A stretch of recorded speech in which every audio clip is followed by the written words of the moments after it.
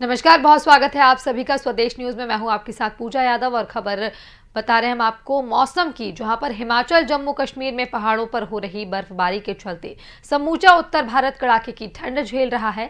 इसका असर मध्य प्रदेश में भी दिखने लगा है। जम्मू कश्मीर से आ रही बर्फीली हवाओं से प्रदेश में ठिठुरन बढ़ गई है। प्रदेश के 16 शहरों में बुधवार को शीतलहर के साथ कोल्ड डे रहा। भोपाल में सीजन का सबसे ठंडा दिन रिकॉर्ड किया गया। तापमान 18 डिग्री तक लुढ़क गया। ये सामान्य से 7 डिग्री कम है।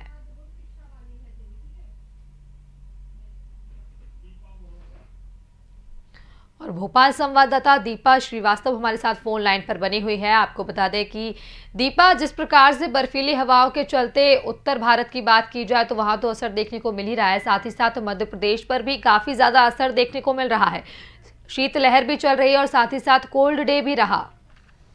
जी मुझे जिस तरह से लगातार कोल्ड डे की स्थिति प्रदेश के आधी से ज्यादा हिस्से में बनी हुई थी, उसी के साथ कल मध्य प्रदेश की राजधानी भोपाल की बात करूं तो तकरीबन 2013 के बाद कल सबसे कोल्डेस्ट डे भोपाल का रहा है। इसी के लिए कल जो है कोल्डेस्ट डे से घोषित कर दिया गया था। साथ ही साथ अगर आज की बात करें, मौसम वैज्ञानिकों का साफ तौर पर कहना है कि आज भी कोल्ड डे जो है इसी तरह से बना रह सकता है।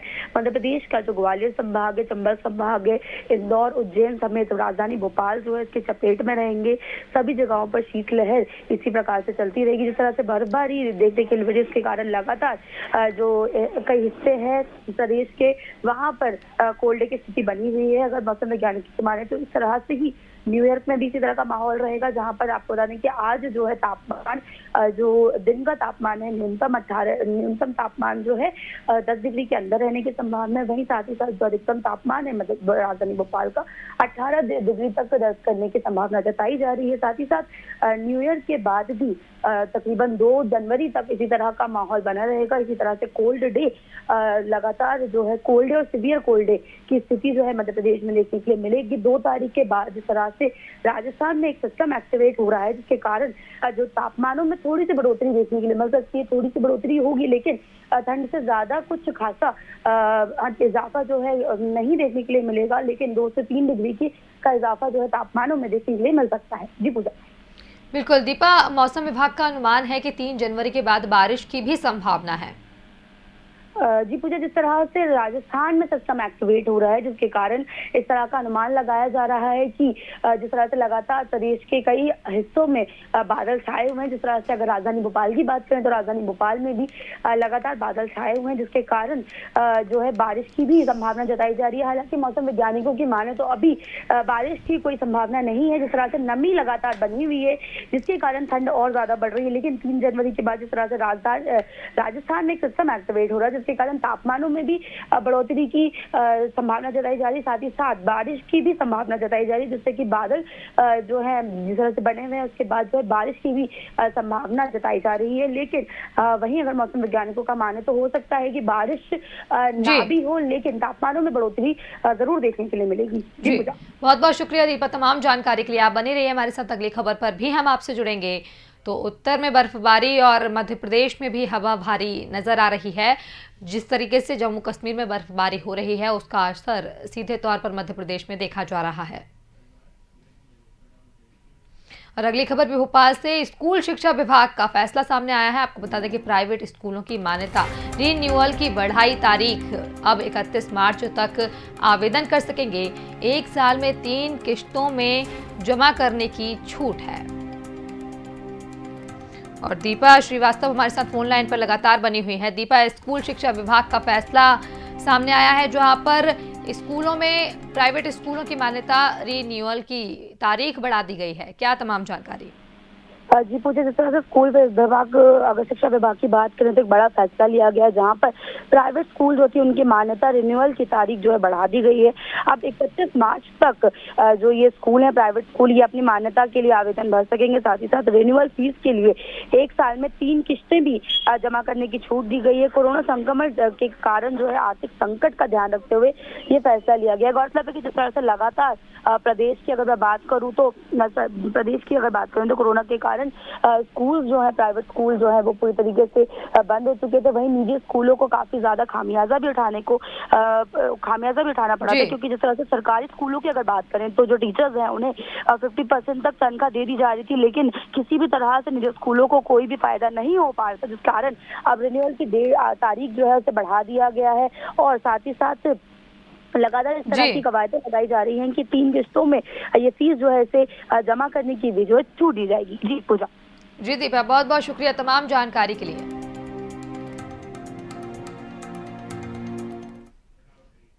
और नए साल यानी 2021 में मध्य प्रदेश कॉडर के 11 अफसरों को प्रमोशन मिलेगा। इनमें से कृषि विभाग के प्रमुख सचिव सहित 4 अफसर प्रमोट होकर अपर मुख्य सचिव बन जाएंगे। इसी तरह सचिव स्तर के 4 अफसर प्रमुख सचिव बनेंगे, जबकि 2005 बैच के 3 अफसर सचिव के पद पर प्रमोट हो जाएंगे। सामान्य प्रशासन विभाग ने इन अफसरों को प्रमोशन देने की तैयारी को अंतिम रूप देना शुरू कर दिया है। 2-3 दिन में इसके आदेश जारी हो जाएंगे। जानकारी के अनुसार प्रदेश में 1990 बैच के अफसर JN Kansotia, doctor Rajesh Rajora, SN Mishra, Ashwini Kumar Rai और मलय श्रीवास्तव अपर मुख्य सचिव बनाए जाएंगे।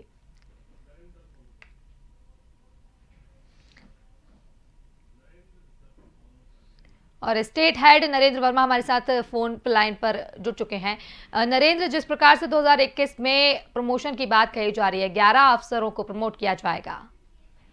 बिल्कुल पूजा, जैसे कि लगातार कहा जा रहा था कि नए साल में कुछ अफसरों को नई सौगातें मिल सकती हैं।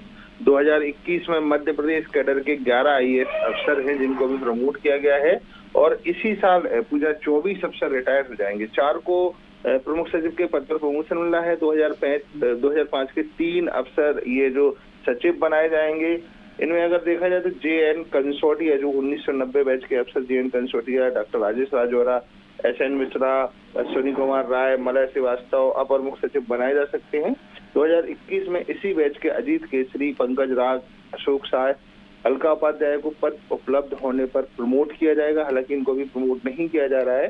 तो पूजा, ये जो वो 11 अफसर हैं और 24 अफसर वो भी हैं जो रिटायर्ड होने वाले हैं, जिसमें MP श्रीवास्तव, राजेश श्याम जुलानिया, दीपक खांडेकर, KK सिंह, PK दास, मनोज श्रीवास्तव, प्रवीण कृष्ण, प्रवीण गर्ग, इसी तरह प्रमोटी IAS हैं जो 16 जो रिटायर्ड होंगे। तो पूजा, इनके बाद जो जगह बनेगी उसमें और भी आगे अफसरों को इसमें समूहित किया जा सकता है। जी नरेंद्र, बहुत बहुत शुक्रिया तमाम जानकारी के लिए। तो स्टेट हेड नरेंद्र वर्मा हमारे साथ फोन लाइन पर बने हुए थे। नए साल में 11 IAS अफसरों को प्रमोशन मिलेगा। आपको बता दें कि इसमें अलग अलग विभागों के अफसर शामिल हैं।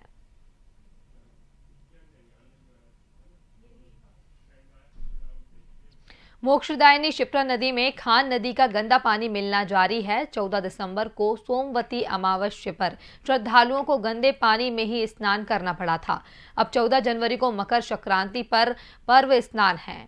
अगर यही स्थिति रही तो संक्रांति के पर्व स्नान पर भी श्रद्धालुओं को शुद्ध पानी नहीं मिल पाएगा। मालूम हो कि इंदौर शहर का सीवरेज खान नदी के रूप में उज्जैन आकर पवित्र शिप्रा नदी में मिलता है। इससे शिप्रा का शुद्ध जल भी दूषित हो जाता है। श्रद्धालुओं को पर्व स्नान इस दूषित जल में ना करना पड़े, इसके लिए 4 साल पहले शासन ने 95 करोड़ रुपए खर्च कर योजना तैयार की थी। इसके तहत खान नदी को डाइवर्ट करने के लिए त्रिवेणी से पहले राघो पिपलिया गांव से कलियादेह पैलेस तक भूमिगत पाइपलाइन बिछवाई थी। उज्जैन संवाददाता अनिल बैरागी हमारे साथ फोन लाइन पर जुड़े हुए हैं। अनिल, जिस प्रकार से हर साल स्नान के लिए श्रद्धालु वहां पहुंचते हैं, गंदा पानी वहां पर जाकर मिल रहा है, लेकिन फिर भी उसके बाद कोई प्रयास नहीं किया जा रहा है, कोई ऐसा ठोस कदम सरकार द्वारा, प्रशासन द्वारा नहीं उठाया जा रहा है। पूजा, निश्चित तौर पर अगर एक बात है कि जिस तरह से उज्जैन जो बाबा महाकालेश्वर की नगरी है, चाहे अमावस्या स्नान हो या सबसे बड़ा मकर संक्रांति का जो एक स्नान होता है, यहाँ पे तमाम जितने भी श्रद्धालु ग्रामीण अंचलों से आते हैं और शहर के भी, तो सबसे महत्वपूर्ण बात यह है कि इंदौर से जो एक खान नदी जो नाले में तब्दील होती है, एक नदी का रूप ले लेती है और सीधे आके और त्रिवेणी के यहाँ जिस तरह से वो मिलती है, तो इसके बाद जो शिप्रा जो शुद्ध जल है वो पूरी तरह दूषित हो जाता है। पूरे पानी जो है वो बिल्कुल दूर से भी देखने में ऐसा लगता है जैसे बिल्कुल काला उसका रंग हो जाता है, और इसी के कारण ही उस दूषित पानी में आपको बता दें कि पिछले वक्त भी जब स्नान हो रहा था तो निश्चित तौर पर उसमें गंदे पानी का जब ये स्नान हुआ तो जो पूर्व की जो सरकार थी, कमलनाथ सरकार, उसमें जो है वहाँ के संभागायुक्त और तत्कालीन कलेक्टर उनको भी तत्काल वहां से हटा दिया था, क्योंकि पिछले वक्त भी इस तरह का ये जो दृश्य है इस तरह से कारित हुआ था। और सबसे महत्वपूर्ण बात ये है कि 14 जनवरी को जिस तरह से एक मकर संक्रांति जो महापर्व होता है, और इसमें जो हजारों लाखों श्रद्धालु जो स्नान करने के लिए आते हैं, हालांकि कोविड-19 गाइडलाइन के अनुरूप जो राज्य शासन के दिशा निर्देश के अनुसार उसमें हो सकता है कि कुछ श्रद्धालुओं में कमी आए, लेकिन फिर भी अब प्रशासन जो पिछली बार कार्रवाई हुई है उस पे सबक लेते हुए इसको पहले ही उन्होंने तय कर लिया है, और हाल ही में नर्मदा का जो पानी रहता है वो शिप्रा में जो है उसको मिला दिया गया है। तो अभी हाल ही की बात करें तो शिप्रा में जो पानी मिलते ही नर्मदा का जो पानी मिला है तो उसमें सब साफ सुफ और बिल्कुल स्वच्छता से अभी दिखाई दे रही है। लेकिन सबसे महत्वपूर्ण बात यह है कि ये जो परेशानी जो खान नदी की है तो ये तकरीबन बहुत सालों से दस की तस बनी हुई है। हालांकि यहाँ के जो प्रशासन है उसने तमाम तरह के जो हर हथकंडे अपनाकर, और जहाँ खान नदी जहाँ से डाइवर्ट होकर शिप्रा मिलती है तो वहाँ पे एक बैराज, एक छोटा जो है बांध उसको बनाने के भी प्रयास किया, लेकिन वहाँ की मिट्टी और वहाँ की जो इतनी लचीली है कि बनाने के बावजूद भी स्थिति जस की तस होती है और आखिर करो वो पानी मिल ही जाता है। हालांकि अब शासन और प्रशासन इस बात को उसमें उस साले जो हालात है उनको सुधारने में लगे हुए हैं, लेकिन फिर भी जो धरातल की बात करें तो निश्चित तौर पर वही एक कारण है जिसके चलते ये पानी यहाँ पर मिल जाता है, और शिप्रा जो है लगातार दूषित होती जा रही है। उसका खामियाजा आने वाली पीढ़ी को भी हो सकता है भुगतना पड़े। जी पूजा। जी अनिल, बहुत बहुत शुक्रिया तमाम जानकारी के लिए। 2020 की विदाई और नई खुशियों के साथ 2021 के स्वागत के लिए जिले के पिकनिक स्पॉट तैयार हैं। मड़ई पचमढ़ी के अलावा तवा रिजॉर्ट, तिलक सिंदूर मंदिर, होशंगाबाद का हिंगलाज मंदिर, पहाड़ियां दोस्तों और परिवार के साथ पिकनिक मनाने के लिए अच्छे विकल्प हैं। नए साल में लोग तवा बांध देखेंगे और तवा रिजॉर्ट से क्रूज, जलपरी, स्पीड बोट से तवा जलाशय में सैर करेंगे। रेस्क्यू टावर से क्रूज और बोट की निगरानी होगी। तवा के क्रूज में 45 मिनट की सैर 130 रुपए में होगी। सोशल डिस्टेंस के कारण 70 की बजाय 30 यात्री रहेंगे।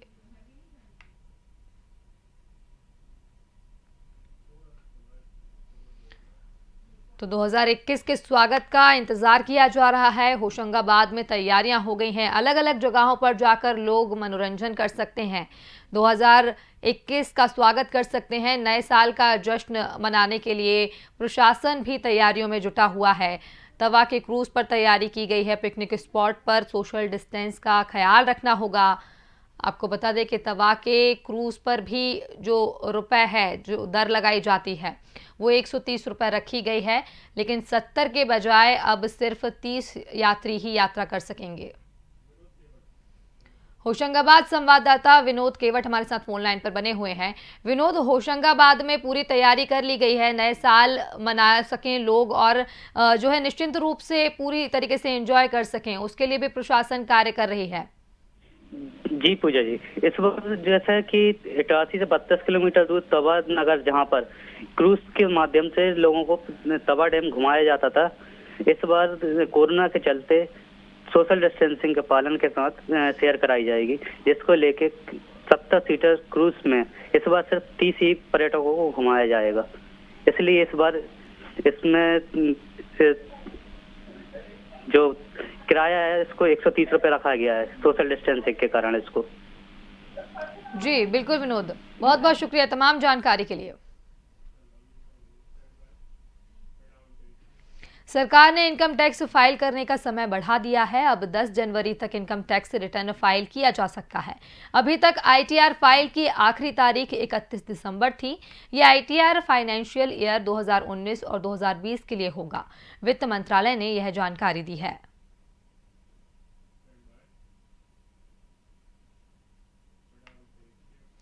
सांसद ज्योतिरादित्य सिंधिया ने मुख्यमंत्री शिवराज सिंह चौहान को पत्र लिखा है। उन्होंने कहा है कि सोन चिरैया अभ्यारण्य के कारण ग्वालियर के पश्चिम क्षेत्र में विकास रुका था। अब अभ्यारण्य क्षेत्र में 111.73 वर्ग किलोमीटर क्षेत्र पृथक किए जाने संबंधी अधिसूचना जारी हो चुकी है। इसलिए भविष्य में ग्वालियर के विकास की संभावनाएं पश्चिम क्षेत्र यानी तिघरा क्षेत्र में की जा सकती है।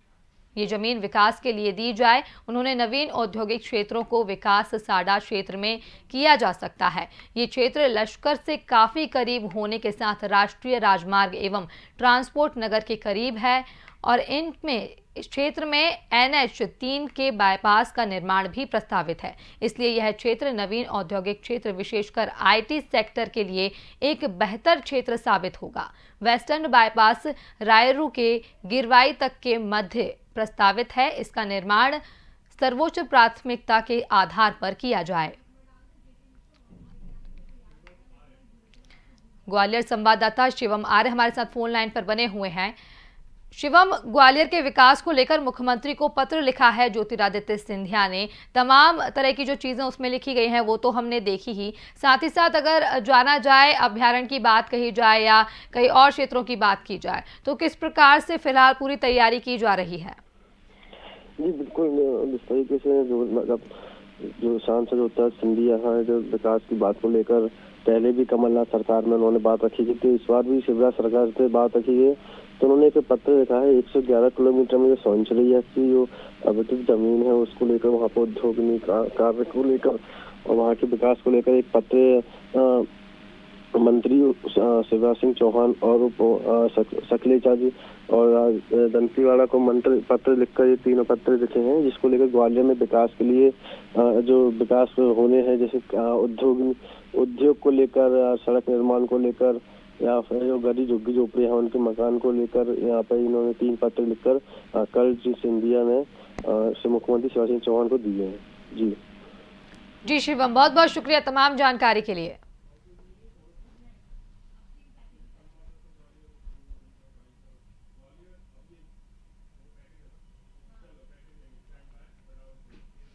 और ग्वालियर में भैंस ने सड़क पर गोबर किया तो भैंस मालिक पर नगर निगम ने 10,000 रुपए का जुर्माना लगा दिया, जो कि भैंस के सड़क पर गोबर करने का खामियां उसके मालिक को भुगतना पड़ा। तो दूसरी तरफ निगम का ना तो शहर की गंदगी की ओर ध्यान है और ना ही खुले में शौच कर रहे लोगों पर जुर्माना लगता है। इसी पर देखिए हमारी खास रिपोर्ट।